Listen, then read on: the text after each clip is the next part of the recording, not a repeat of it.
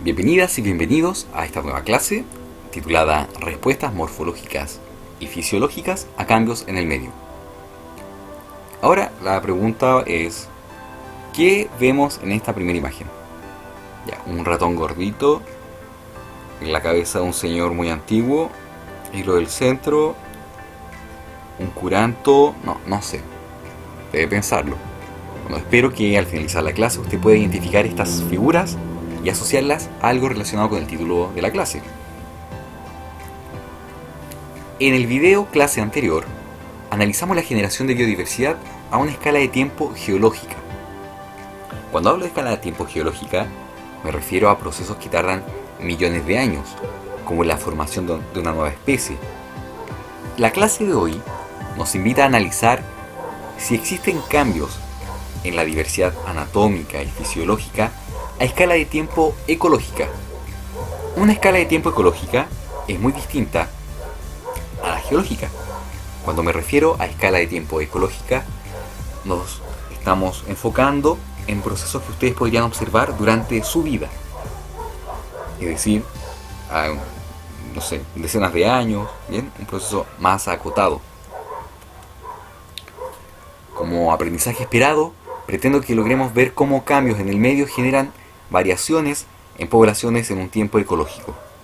Como cambios estacionales, por ejemplo, o variaciones en algún momento de la vida pueden generar cambios en la ontogenia de un organismo. Como contenidos, pretendo que analicemos la regulación de la expresión génica, hablemos un poco de epigenética, ahondemos el concepto de plasticidad fenotípica y analicemos el efecto materno. Como actividad motivacional, presta atención al siguiente video.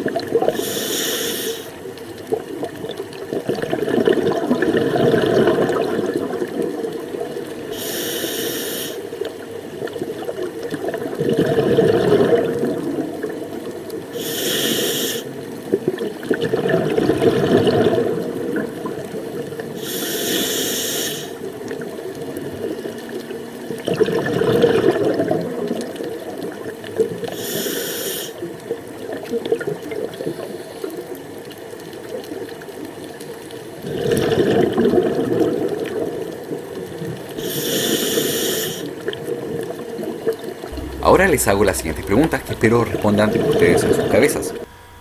¿Este cefalópodo se adapta a cada ambiente? ¿Se adapta al estar en una roca y pasar a otra o situarse sobre la arena? B. ¿Cómo explicaría a un estudiante de enseñanza media este fenómeno? ¿Qué respuesta distal usted podría dar? ¿Qué respuesta proximal o mecanicista? Y C. Se observan cambios anatómicos. La pregunta es, ¿el cefalópodo evolucionó durante la filmación de este video? ¿O esto tiene otro nombre? Espero que le ponga pausa al video y lo piense unos minutos. Le doy 2 minutos.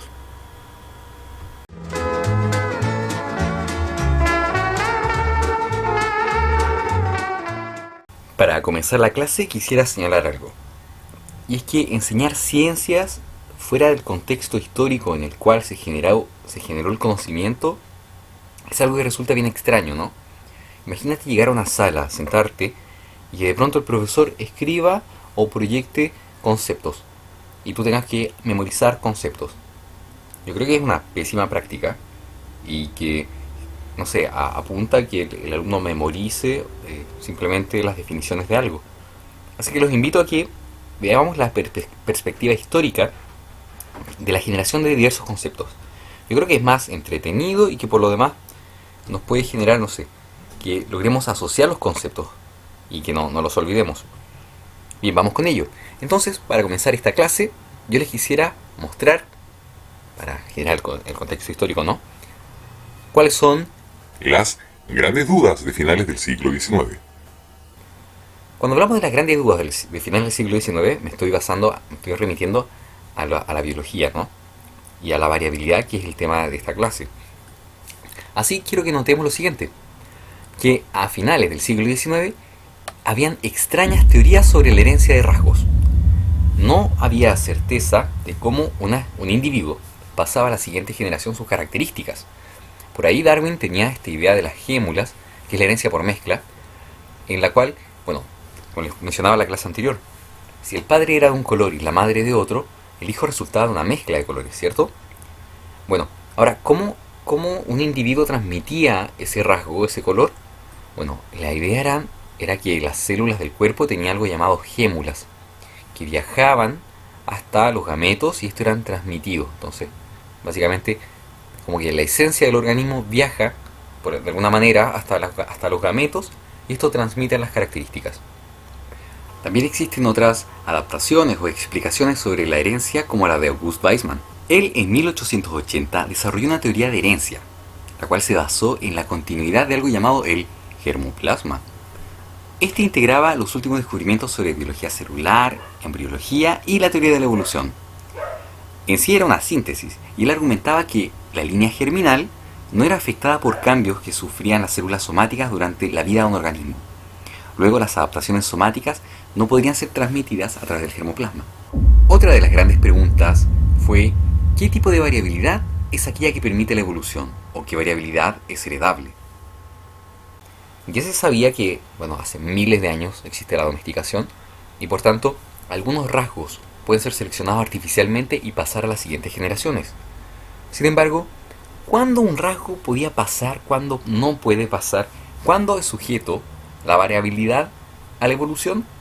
Entonces era una pregunta interesante y era súper importante en términos productivos. Ahora nos vamos a poner un poco así como economistas, porque la gente selecciona variedades de cebada, de trigo, de avena, qué sé yo, y en Europa a principios del siglo pasado estaban muy interesados en mejorar, mantener los cultivos. ¿Ok? Entonces tenemos estas grandes dudas. Una duda sobre la herencia, otra duda sobre la variabilidad, y recordemos un poco que estos consisten en las premisas de la selección natural. Y es en este momento, a finales del siglo XIX, que el darwinismo está siendo aceptado en parte y estamos a punto de redescubrir los trabajos de Mendel. ¿Qué ocurre en este momento respecto a la herencia y a la variabilidad? Les invito a que lo indaguemos. Y les quiero presentar una figura que es clave. Una figura que es tremendamente importante, que es Francis Galton. O Pancho, porque en esta clase le llamaré Pancho. Pancho es todo un personaje. Les cuento que Panchito es primo de Carlos. Sí, es primo de Darwin. Y Galton, Pancho, es además el padre de la estadística. En términos de que él es quien crea el coeficiente de correlación, determinación. ¿Ustedes han hecho una correlación alguna vez? ¿Sí? ¿Han correlacionado dos variables? Esa correlación que llaman de Pearson. Bueno, les cuento que Pearson era alumno de este tipo.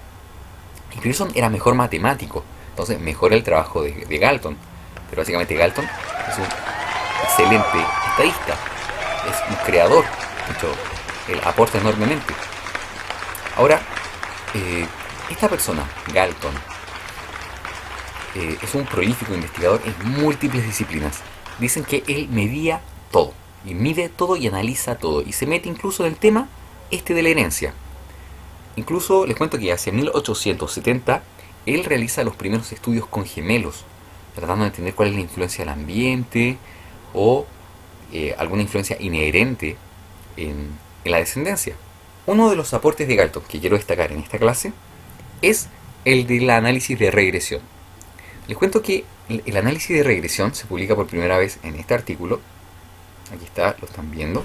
Y lo que él nota es que, se lo digo en palabras simples, el hijo de unos padres altos no es más alto que los padres, sino que los hijos de padres altos bajan su estatura y se acercan a la media poblacional.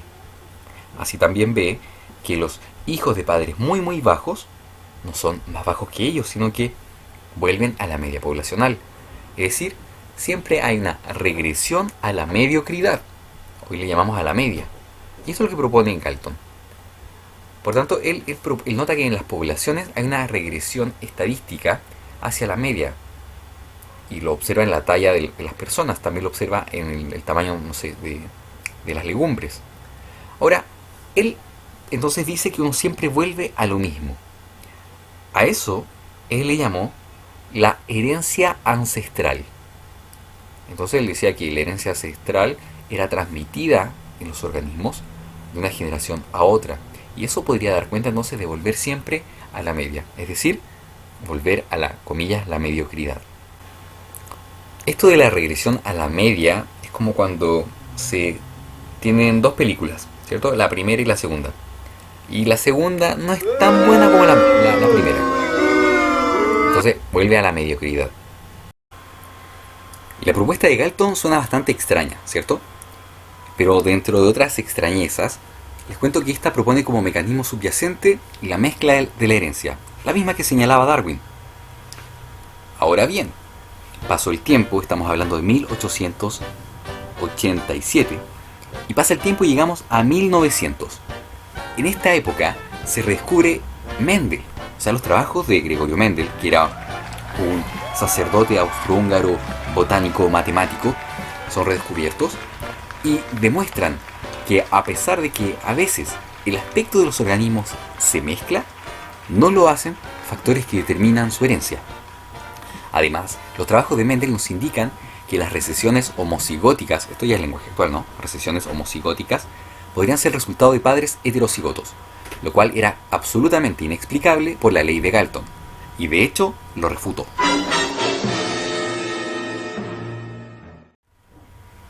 A pesar del reciente redescubrimiento de los trabajos de Mendel y la comprensión de algunos mecanismos de herencia, no estaba para nada claro el cómo ocurría la herencia de rasgos que son cuantitativos. Un rasgo que es cuantitativo, o una variable cuantitativa, puede ser del tipo continua o discreta. Cuando decimos que algo es discreto, nos referimos a que hay cantidades, por ejemplo, que son pueden estar relacionadas con números naturales, como la cantidad de dedos. Un dedo, 2 dedos, 3 dedos, 4, 5 dedos. No hay 5,2 dedos, eso no existe. Variables que son del tipo continua se refieren a aquellas que poseen una relación biunívoca con los números reales. Por ejemplo, puedo tener infinitos valores de masa, de estatura, etc. ¿Quién abordó este problema? Bueno, vimos que Galton no pudo responder adecuadamente por cuanto sus dichos se contradecían con la nueva teoría mendeliana. Y aquí aparece una nueva figura, que es Wilhelm Johannsen. Este biólogo danés abordó el problema de una manera muy sencilla y creativa. Imaginemos que un día va a comprar a la feria. Wilhelm tomó su carrito y fue a la feria. Allí él compró una especie de porotitos, algo así, que le llaman el frijol ancho, llamado Phaseolus vulgaris. Entonces ya con un un montón de porotos, él decide plantar las semillas, pero antes las pesa, ¿sí? Fíjense que la masa varía entre 150 a 900 miligramos. Bueno, tras el crecimiento de estas plantas, él ve la descendencia, es decir, un poroto crece, deja una plantita con semillas, ve el tamaño de los porotos hijos y él decide establecer líneas de semillas dentro de tamaños. Es decir, él mantiene líneas por autofecundación durante muchas generaciones. Así las semillas de cada una de esas líneas, que ahora son puras, tenderían a parecerse a la semilla de la cual fueron fundadas. Es decir, toma una semilla grande, genera una planta. Esa planta la fecunda consigo misma y escoge una semilla grande. Y así genera líneas puras de semillas grandes. También genera líneas puras de semillas pequeñas. Interesantemente, él observó que el peso de las semillas variaban dentro de cada una de las líneas puras. Es decir, en una planta de semillas grandes no eran todas las semillas enormes, sino que había una distribución de tamaños. Él pensó que era probable que esa variación residual no se debiera a diferencias genéticas, porque cada línea había sido endogámica y sistemáticamente él se había preocupado de la autofecundación. Más bien, él pensó que esto se debía a la variación de factores no controlados, es decir, factores ambientales. El trabajo de Johansen fue publicado en 1903 y 1909 y llevó a la comprensión de que la variación fenotípica en un rasgo cuantitativo tiene dos componentes, uno genético y por primera vez otro ambiental. Con ello, acuña el término gen, además el término genotipo y fenotipo. Ahora podemos hacer una suerte de síntesis. Si consideramos la clase pasada, en ella vimos que la biodiversidad es producto de procesos a nivel evolutivo, a una escala de tiempo geológica. Ahora, eso espero que esté medianamente claro.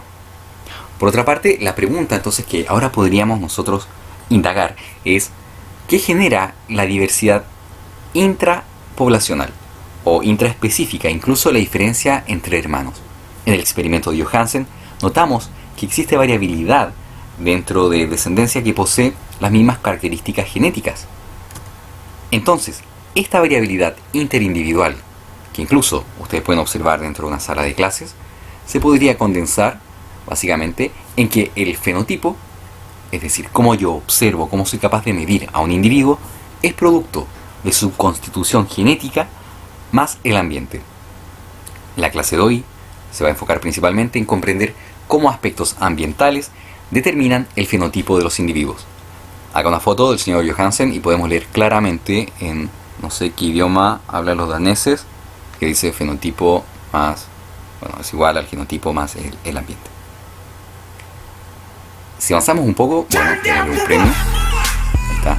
Si avanzamos un poco más en el tiempo, nos daremos cuenta que algunos investigadores observaron claramente y de una manera bastante espectacular cómo el ambiente logra cambiar el fenotipo.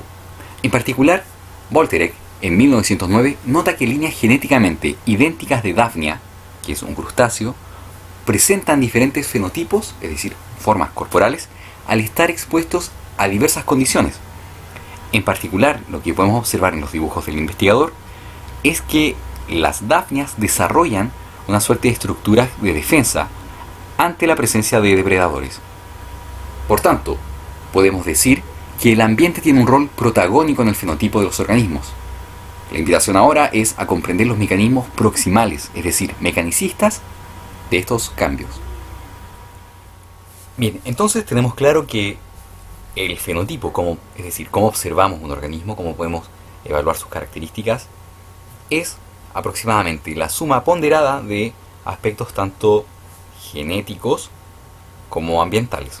¿Cómo podríamos jugar con este planteamiento? Bien, podríamos imaginar un par de gemelos que son alimentados de manera diferencial a lo largo de su vida. Bueno, hacer este experimento sería un tanto costoso, principalmente porque los combos son cada vez más caros y porque el tiempo generacional de un ser humano es altísimo.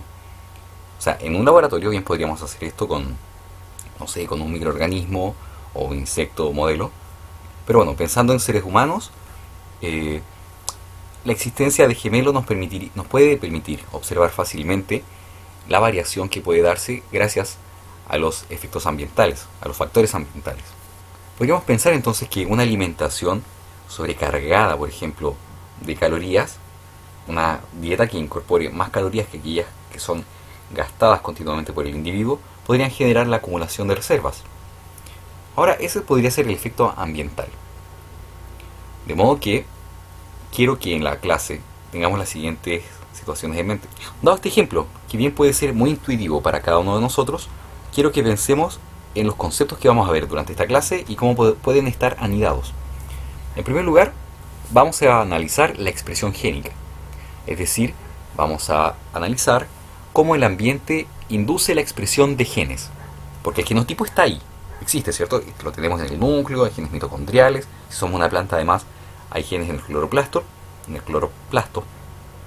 Pero la pregunta es, ¿cómo el ambiente induce la expresión de estos genes de manera diferencial? Luego, la plasticidad observada en el fenotipo es conocido como plasticidad fenotípica. Vale decir, el hecho de que tu fenotipo pueda cambiar, ¿cierto? De pronto, en escala de tiempo ecológica, el fenotipo puede cambiar en múltiples maneras. Estas maneras o modalidades pueden ser o continuas, o discretas, o irreversibles. Entonces lo que vamos a hacer es caracterizar las modalidades en que el ambiente puede afectar el fenotipo. Y finalmente, al término de la clase, analizaremos en breve un caso muy particular en donde el ambiente gestacional puede modificar el fenotipo del individuo adulto. Por tanto, pondremos en valor el ambiente perinatal en el contexto de la generación del fenotipo. Acá un poco el resumen en términos de los conceptos que vamos a observar. Respecto a la expresión génica, pretendo que veamos el concepto de epigenética y reguladores de expresión. Cuando mencionemos la plasticidad, veremos tres tipos de plasticidad, que es una norma de reacción, un polifenismo y la plasticidad del desarrollo, para finalmente terminar con el efecto materno, analizando algo que se ha llamado las respuestas predictivo-adaptativas, o también, las respuestas inmediatas adaptativas. Hasta ahora, esto suena a un caldo de palabras extrañas que espero que podamos comprender al final de la clase. Ahora quiero hablar un poco cómo el ambiente puede modificar la expresión del genotipo. Si recuerdan un poco sus cursos de genética o biología celular, hay muchos términos, que aquí no vamos a abordar porque no es una clase de genética. Pero sí quiero que revisemos en breve el concepto de la epigenética. La epigenética implica, en el contexto de esta clase, la regulación de la expresión de genes sin la modificación de la secuencia de nucleótidos.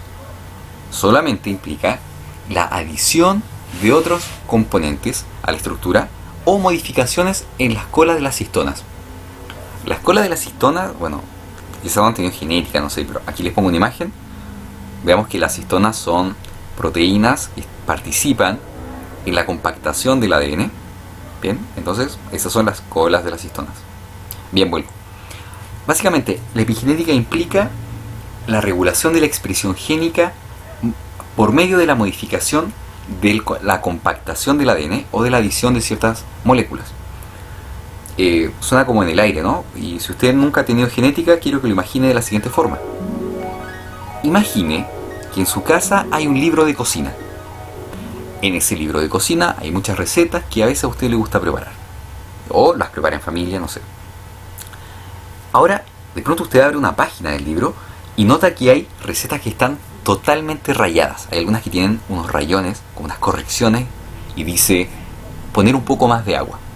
O tiene otros rayones donde se anula el agregar un ingrediente, porque parece que no quedaba muy buena si lo hacían de esa forma. Por otra parte, hay algunas recetas que tienen escrito a mano, quizás lo hizo la abuela, la tía o lo hizo el pololo de la niña, y anotó algo que dice poner más sal o agregar más azúcar. Usted me entiende, ¿no? Modificaciones en la receta. Tal como se puede modificar una receta, en el ADN puede modificarse la expresión. Entonces vamos a entender que, por ejemplo, una metilación implica el silenciamiento de la expresión génica, lo cual sería equivalente a tomar el libro y rayar algún ingrediente. Ese ingrediente no va a estar en la receta final. De la misma forma, la metilación implica que un gen no se vaya a expresar y por tanto esas proteínas no va a estar presente en el individuo, por tanto no va a ser parte del fenotipo. De modo opuesto, puede inducirse la expresión de algún gen mediante algún otro proceso epigenético, como por ejemplo la acetilación. Debemos notar que el ambiente es quien va a proveer de estas modificaciones epigenéticas. Un estudio del año 2005 realizado en España en un amplio rango de gemelos, ojo, gemelos, aquí pensemos nuevamente en Galton, pobre Galton, ¿no? Bueno, un estudio en gemelos dio cuenta de la existencia de un alto nivel de variación de marcas epigenéticas en individuos que son totalmente idénticos en términos de su genotipo. Es decir, porque a veces un gemelo puede enfermar y a veces enferma el otro. Esto se podría deber básicamente a la existencia de diferencias en el libro de cocina. Es decir, unos de ellos tienen rayados algunos ingredientes y otros tienen anotados algunas cositas que hay que agregar. En eso podría manifestarse la existencia de diferencias en el aspecto y en el desarrollo de enfermedades. Esto es tanto así que hay un proyecto internacional en el cual, como pueden ver, ya llevan un montón de gente analizada que se encuentra en curso, con el objetivo de analizar la presencia de marcas epigenéticas en gemelos.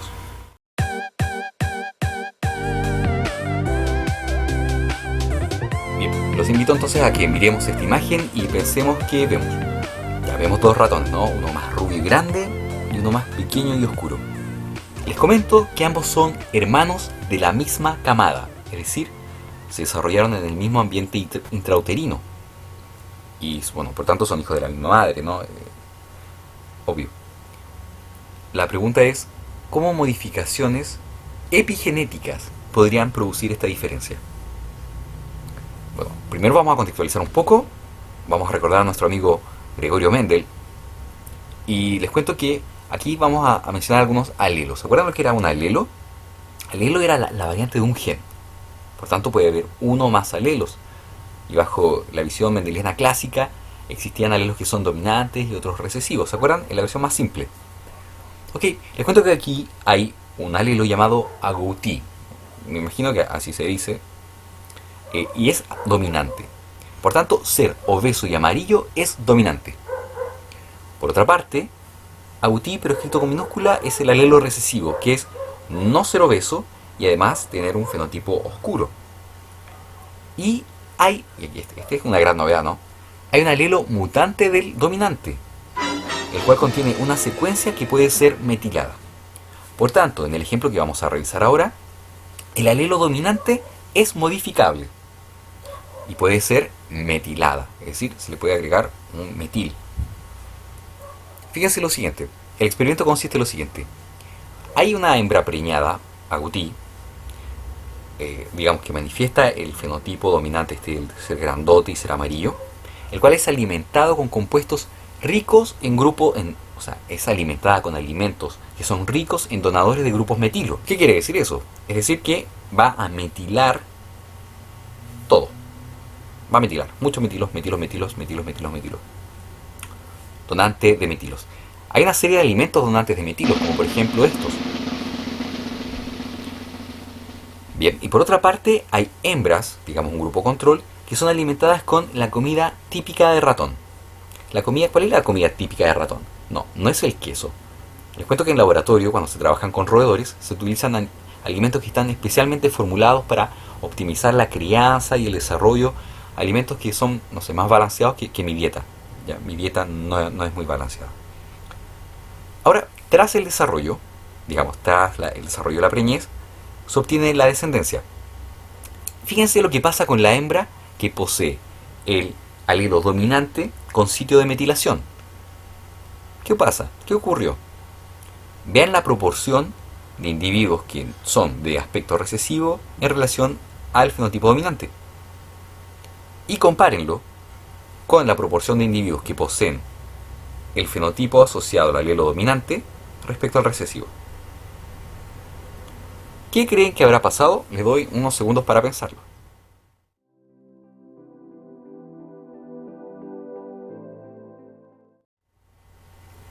Y en efecto, la metilación del alelo dominante produjo un silenciamiento de la expresión de ese gen, por cuanto, a pesar de tener alelos dominantes en heterocigosidad, son los alelos recesivos los que han sido expresados. Por tanto, podemos ver que la genética mendeliana clásica puede estar afectada por procesos como la metilación, el cual es un fenómeno epigenético. No todo es tan simple como lo veíamos nosotros en segundo medio. Mendel, ¿qué es esto? ¿Qué está pasando, no?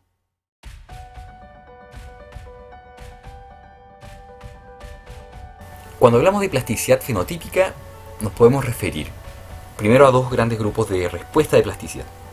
Primero, pensar qué es la plasticidad. Imaginemos a alguien modelando plasticina, ¿sí? Plástico, deformable, que cambia. A eso me refiero con plasticidad. Plasticidad en el contexto de esta clase y en el marco teórico que involucra lo que estamos observando, plasticidad se refiere a la posibilidad de modificar. ¿De acuerdo? Ahora, imaginen un rasgo, no sé, un rasgo que sea continuo. ¿Qué es un rasgo continuo? Un rasgo que, no sé, cuyos parámetros se encuentran en el conjunto de los reales. O sea, hay infinitas posibilidades, como por ejemplo la masa corporal. Yo podría pesar 1 kilo o 1,00000000001 kilo, incluso menos. Y yo podría entonces tener casi, digamos, todos los pesos posibles en la naturaleza. Eso es una variable del tipo continua. Otra variable continua, ¿cuál sería? La estatura. Pueden haber dentro de un rango, ya no hay animales infinitamente altos, pero dentro de un rango hay prácticamente infinitas posibilidades, ¿cierto?, de tamaños, de estaturas. Por otra parte, existen variables que son denominadas continuas o discretas. Por ejemplo, una variable continua o discreta puede estar relacionada con, siendo bien conservador en el aspecto, digamos, sin mutaciones, una situación bien ideal, podríamos pensar que el sexo de un animal podría ser una variable discreta, ser macho o ser hembra. O bien podríamos pensar que otra variable discreta podría ser el color, en el caso mendeliano de arvejitas de color amarillas y verdes. ¿Se entiende? Entonces, en mente, dos grandes tipos de variables. Variables que son continuas y variables que son llamadas discretas. Cuando existe plasticidad en un rasgo y este se encuentra de manera continua en la naturaleza, vamos a hablar de una norma de reacción. Es decir, que el genotipo codifica un rango continuo de fenotipos. Por otra parte, cuando el genotipo codifica fenotipos que son discretos o discontinuos, llamaremos a este fenómeno un polifenismo. Les cuento que como experiencia los escolares tienden a confundir la plasticidad con la evolución.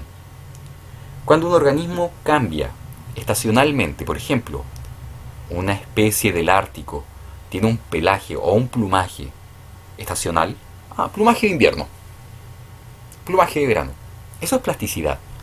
Eso no guarda relación con evolución. Sí evolucionó la capacidad de ser plástico, pero el fenómeno que se observa estacionalmente no es evolución, es plasticidad. Y la plasticidad es un rasgo en su conjunto sujeto a selección, bien, posibilitado o no por mutaciones. Espero que se entienda. Atención, piensa usted, tiene unos segundos para pensar cuáles de los siguientes gráficos representan una norma de reacción. Entendiendo como norma de reacción una variación continua de un rasgo en un eje ambiental.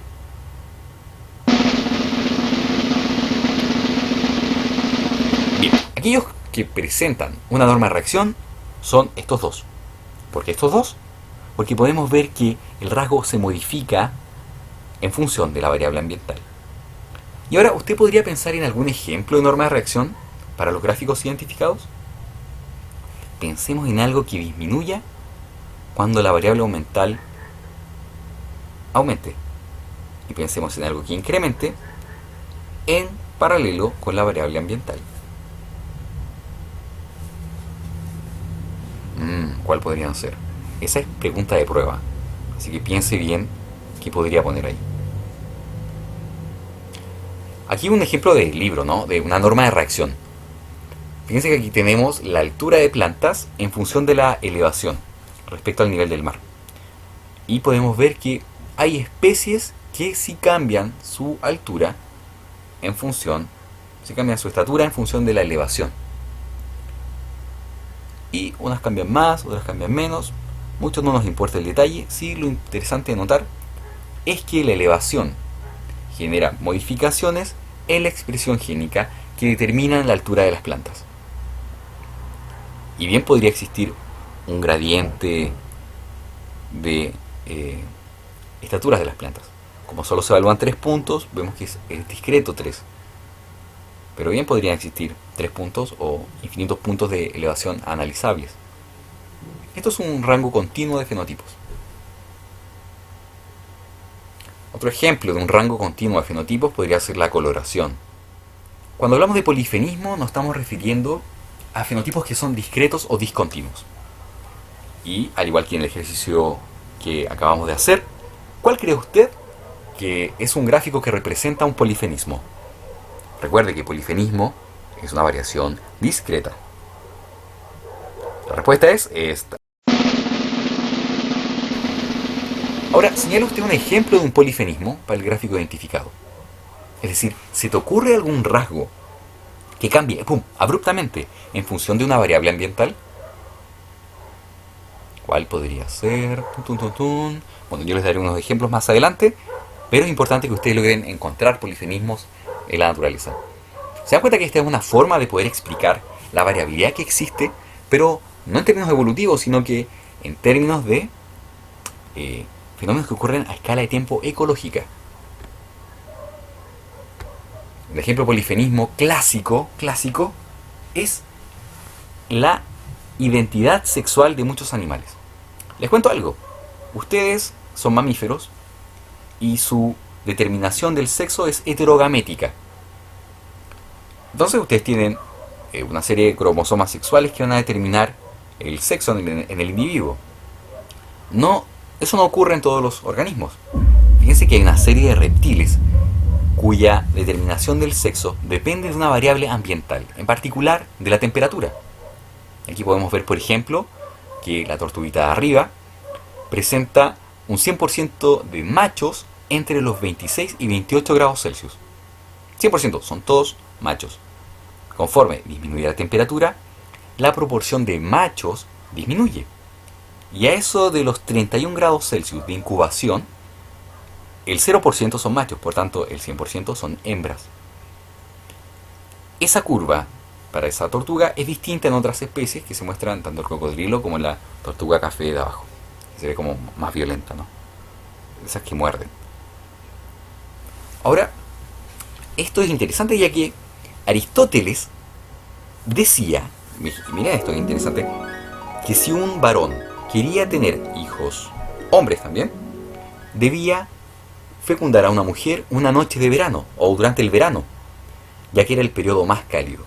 Él consideraba que la existencia, o digamos que la determinación sexual dependía en el ser humano de la temperatura ambiental, siendo el calor asociado al vigor, ¿no?, del hombre y por tanto a la formación de machos y el frío a la formación de mujeres, bueno, de hembras. Así que a Aristóteles le encanta este ejemplo de la temperatura. Él estaba bien, estaba mal. Bueno, los invito a que analicemos en algún momento los aciertos y desaciertos de Aristóteles. Dijo varias cosas buenas y otras buenas. El señor lo dijo hace mucho tiempo. Atención con esto. ¿Cómo puede ser que la energía que nos entrega una estrella determine el sexo de un individuo? ¿Querían algo de astronomía? Astrología, digo. Bueno, la determinación del sexo en las tortugas. O sea, tú eres macho o eres hembra, básicamente porque la estrella, digamos, nuestro sol, se encontró en alguna instancia y te proveyó la energía para que fueras macho o hembra. Bueno, ahí nos manejamos como con el esoterismo. Lo que le quiero preguntar a ustedes es cómo podría entonces la temperatura determinar el sexo de un animal. La respuesta la conocemos, y es que estaría mediado por cambios en una enzima llamada aromatasa, o bien por modulación epigenética. La aromatasa es una enzima que permite transformar las hormonas masculinas, digamos, o androgénicas en femeninas o estrógenos. Les recomiendo el link de abajo, el cual os puede llevar un paper muy interesante. También se propone que la temperatura estaría modulando actividad epigenética en el ADN, determinando finalmente el sexo de los animales. Aquí podemos ver un poco de un resumen. Fíjense que lo que tenemos arriba dice que la temperatura se puede desviar desde un óptimo, y eso podría activar moléculas termosensibles, como por ejemplo las proteínas de shock térmico, lo cual podría afectar, por ejemplo, la acción de la expresión de metiltransferasa y finalmente modificar la actividad de metiltransferasa, que permitiría o no la expresión de la aromatasa. Por otra parte, se piensa que la temperatura afecta a la cinética de las enzimas, y así también afectaría la formación del eje hipotálamo, pituitaria, glándulas adrenales, lo cual a su vez alteraría la producción de glucocorticoides, afectando la expresión de metiltransferasas y la expresión de aromatasa. Finalmente, todo converge, si se dan cuenta, todos los puntos convergen a la expresión de aromatasa. La aromatasa es muy interesante porque la vamos a ver que es una enzima que también es afectada por elementos disruptores endocrinos, más adelante en la clase de hormonas. Bueno, les gusta pensar, investigar, les dejo esto. Investigue qué relación tienen estas imágenes con polifenismos. Un gato, un conejito y unas dafnias. Ya, quien no conoce esto, les presento. Lo de la letra B son dafnia. Una dafnia tiene algo en la cabeza. Ese puntito, ¿no? Ahí está la cabeza. Y la otra no tiene nada en la cabeza. ¿Qué relación tiene esto con el polifenismo? Investíguelo. Plasticidad del desarrollo. Miren, plasticidad fenotípica implica procesos que son generalmente reversibles. Procesos que dentro de un rango de condiciones ambientales pueden ser modificables. Sin embargo, existen fenómenos de plasticidad que solamente van a ocurrir en estadios muy tempranos de la ontogenia. Estos son llamados plasticidad del desarrollo. Aquí tenemos ratones, los músculos, que son desarrollados a diferentes temperaturas. Tenemos temperatura fría, una temperatura control y una temperatura caliente. Bueno, eso frío, control, caliente, ¿cuánto es? La verdad que es que un ratón en laboratorio se mantiene entre 23 grados a 25 grados Celsius. Sobre eso es caliente, bajo eso es frío. En la clase de control de temperatura vamos a hablar más adelante qué genera la temperatura en los organismos. Por ahora es interesante notar, en este caso del experimento, que hay dos fases de crecimiento en los ratones. Uno que es llamado la fase crítica y otro la fase de mantención, que guarda relación con la tasa de crecimiento en función de la edad. Es decir, cuando el ratón es más chiquitito, crece más rápido. Cuando el ratón alcanza mayor edad, crece más lento. Por tanto, la fase de mantención es de crecimiento lento. Podemos ver en el gráfico del centro que la tasa de crecimiento de la cola es distinta en la fase de crecimiento crítico dependiendo de la temperatura ambiental. Es decir, cuando los ratones se encuentran a mayor temperatura ambiental, la cola crece más rápido. Y cuando los ratones se encuentran en ambientes fríos, la cola crece más lento, determinando finalmente el tamaño de la cola en el individuo adulto. Este ejemplo permitiría explicar la regla de Allen. ¿Regla de Allen? Sí, miren. En biología existen una serie de reglas del siglo XIX. Las reglas, bueno, pueden buscar, ¿no? La regla de... un montón de reglas. La regla de Allen señala que individuos que se encuentran a mayores latitudes, es decir, más cerca de los polos, ¿no?, presentarían extremidades de menor tamaño. Interesantemente, la observación de laboratorio daría cuenta que la tasa de crecimiento de la cola es mayor a menores, digamos, a temperatura de menores latitudes, es decir, calor. Otro ejemplo de plasticidad del desarrollo es este que les muestro, en donde la expresión de los genes dependerían de la temperatura. Podemos ver que bajo 20 grados Celsius existe una reducción de la expresión del gen distal LES. Bien, esa temperatura podría estar asociada a una estación seca, lo que conlleva a que la larva de esta Lepidoptera desarrolle una forma, un morfo de estación seca. Por otra parte, si la larva se encuentra sobre los 24 grados Celsius, incrementa la expresión de distal LES, generando un patrón de coloración de estación húmeda. De esta forma, la variabilidad observada, es decir, la biodiversidad que uno puede contemplar, estaría dada por un fenómeno ambiental. ¿Evolucionó algo? Evolucionó la capacidad de expresar diferencialmente en función de la temperatura. Ese es el fenómeno evolutivo. Pero el fenómeno visto a escala ecológica es la modulación de la expresión en función de la temperatura ambiental. Ya hemos analizado cómo el ambiente afecta al genotipo respecto a la expresión génica. Luego hemos explorado las modalidades en que el ambiente afecta al genotipo. Ahora quiero que veamos cómo el ambiente gestacional puede modificar el fenotipo.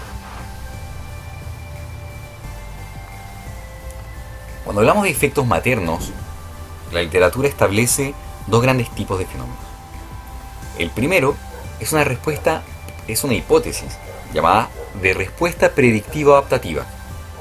Esto quiere decir que el ambiente que sensa el embrión durante su desarrollo está ajustado o se está ajustando para el futuro que viene. Es decir, si el embrión sensa que hay condiciones muy particulares en el interior, ya sea del huevo o el útero, él lo sensa, establece un metabolismo que es acorde a las condiciones nutricionales existentes en el entorno perinatal, que son observables en el individuo adulto.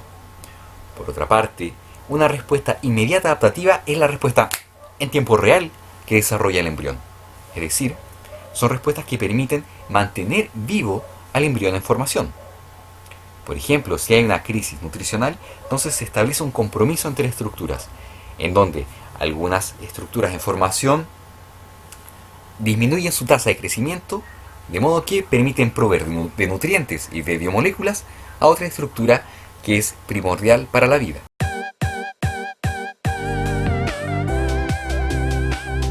Hablaremos de un caso de efecto materno, situándonos en el contexto histórico de la Segunda Guerra Mundial.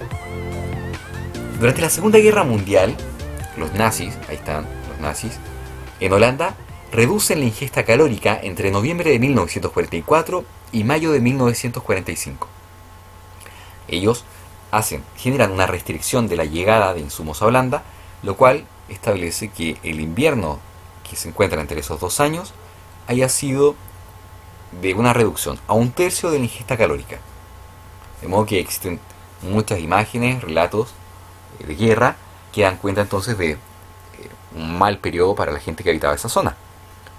Interesantemente, a pesar de la situación de guerra, a pesar de la hambruna, los médicos seguían registrando en los hospitales los datos de parto, de modo que se pudo hacer un seguimiento en el tiempo de qué ocurrió con los niños que se encontraron en los úteros, digamos, estaban in útero durante este periodo, qué pasó con ellos en su adultez. Por tanto, hay trazabilidad de la población europea hasta incluso la Segunda Guerra Mundial. Lo que generó es una población adulta con una alta incidencia en enfermedades como obesidad, diabetes e hipertensión. La pregunta que les hago a ustedes es la siguiente: ¿habrá alguna relación entre la condición nutricional prenatal y la existencia de estas enfermedades en los adultos? Lo dejo ahí y abordamos otro ejemplo. Austria. Fíjense que Austria presenta, digamos, la población que viene desde el Imperio Austrohúngaro, observa 3 grandes hambrunas durante el siglo XX. Una en 1918 y 1919, otra en 1938 y otra postguerra. Lo que se observa es que existe un incremento en el riesgo de diabetes en los individuos que nacieron durante esos periodos. Lo cual señala entonces que hay algo en el entorno perinatal que determina el riesgo de enfermedad en el adulto. ¿Cómo es posible entender esto? El fenotipo del humano adulto dependería de las condiciones nutricionales intrauterinas y postnatales. Finalmente podemos ver que existe una curva con suerte de J o forma de U. Entendamos, pesos intermedios al momento de nacer determinan una baja probabilidad de obesidad en la adultez. En cambio, altos pesos al nacer incrementan la probabilidad de obesidad, así como también bajos pesos al nacer aumentan la posibilidad de padecer obesidad. ¿Qué estará ocurriendo en el interior del organismo que se genera este tipo de curva? En el intento de vincular los elementos que vimos de efectos maternos y de epigenética, les quiero presentar este estudio en el cual se observa cuál es el efecto del trato de las madres en los hijos sobre las marcas epigenéticas de la descendencia. En particular se vio que las madres que poseen un buen cuidado parental, es decir, que acicalan a las crías, que las lamen y que pasan un buen tiempo con ellas, manifiestan una menor presencia de citocinas metiladas en el genoma respecto a hembras que no poseen un buen cuidado maternal. En particular se observó que las metilaciones ocurrían en un promotor de un gen que codifica para un receptor de glucocorticoides. Esto significa básicamente que lo que se está haciendo es inhibiendo la expresión de un gen que permite regular el estrés en los animales. Este estudio nos invita a pensar en la multiplicidad de eventos en los cuales el efecto materno podría relacionarse con la vida de un individuo.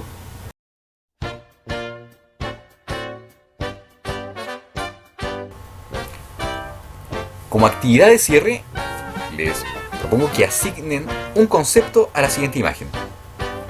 Este era el curanto, ¿no? El curanto visto al principio. Y vemos que el curanto ahora tiene alguna simbología, ¿no? ¿Qué será esto? ¿Fenotipo discreto? ¿Norma de reacción? ¿Efecto materno? ¿O fenotipo continuo? 5, 4, 3, 2, ¿decidió? 1. Fenotipo discreto. Lo que representa esta imagen es un polifenismo, lo cual implica, en el concepto que revisamos, que es un fenotipo discreto, ¿ok? Discreto, por tanto no continuo, que se basa en la determinación sexual en función de la temperatura ambiental. Esperando que haya quedado todo medianamente claro, quedo atento a sus comentarios, sus consultas y dejo en la descripción del video las referencias. Chau chau.